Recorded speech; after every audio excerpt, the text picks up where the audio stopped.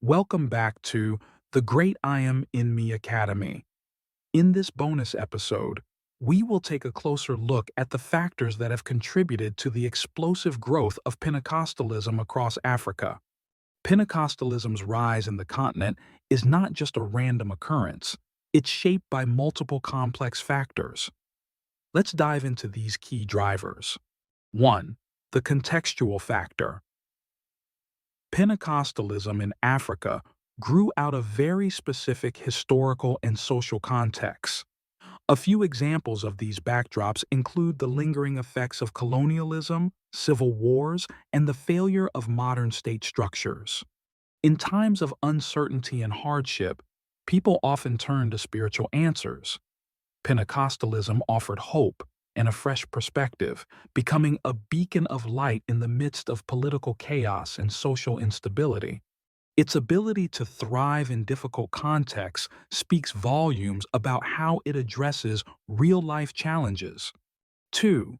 The instrumentalist factor. Next, let's talk about the instrumentalist approach.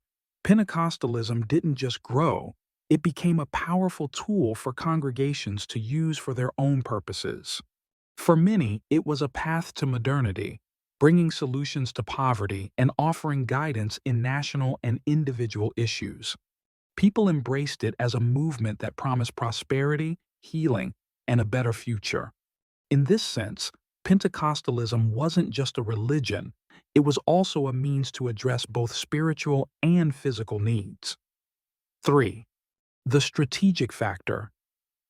The strategic element of Pentecostalism's growth is perhaps one of the most fascinating. Pentecostal churches in Africa used modern tools like technology, electronic media, and the internet to expand their reach. Through television, radio, social media, and user-friendly websites, these churches made their messages accessible to a broad audience. Pentecostalism was no longer confined to physical locations, but became a global movement, using media to connect with believers and seekers alike. 4. The cultural factor. Culturally, Pentecostalism also found its footing by addressing the indigenous African worldview rather than rejecting it entirely. It provided a spiritual framework that resonated with African traditions, but offered the power of God to confront challenges like witchcraft, curses, and the spirit world. Pentecostalism didn't seek to eliminate African traditions. It reinterpreted them through a Christian lens, offering congregants a way to combat evil with the power of faith. 5. The spiritual factor. Finally, we cannot ignore the spiritual dimension. Pentecostalism grew not just through clever strategies or cultural adaptation, but through what many describe as a genuine move of God. Healings, signs, wonders, and personal transformations attracted people from all walks of life.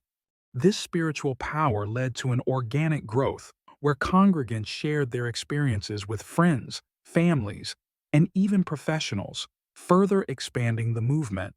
In conclusion, the rise of Pentecostalism in Africa is a story of resilience, adaptation, and spiritual fervor. Whether through its contextual backdrop, instrumental use, strategic outreach, cultural relevance, or spiritual power, Pentecostalism continues to meet the needs of African communities in profound ways. Thank you for joining us for this bonus episode. Stay tuned for more.